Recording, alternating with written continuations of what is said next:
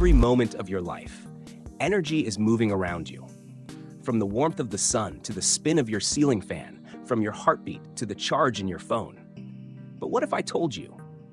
Everything that happens, every spark, every motion, every change is ruled by just two simple laws. They're called the laws of thermodynamics. And they quietly control everything, from the stars above to the circuits in your workshop.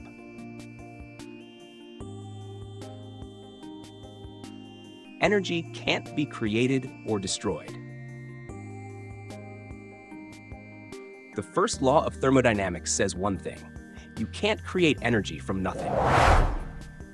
Energy doesn't just appear. It doesn't come out of magnets or motionless coils or thin air. It can only change from one form to another. When you turn on a light, electrical energy becomes light and heat. When you start a generator, mechanical motion becomes electricity. But the total energy in the whole system always stays the same. That's why perpetual motion machines and free energy devices don't work. They try to get something for nothing, and nature doesn't play that game. Every machine you've ever built and every experiment you've ever seen is a story of energy changing shape. A motor converts electricity into motion. A speaker turns motion into sound. A solar panel transforms sunlight into electricity. Even your body follows the same rule. You eat food, chemical energy, and turn it into motion, heat, and thought. Nothing is free. Everything is transformed. The second law of thermodynamics tells us something deeper. Every time energy changes form, some of it spreads out. It becomes less useful. That spreading out is what we call entropy. When a car engine runs, some fuel turns into motion, but the rest escapes as heat. When electricity flows through a wire, part of it is lost as resistance. That's why your laptop gets warm.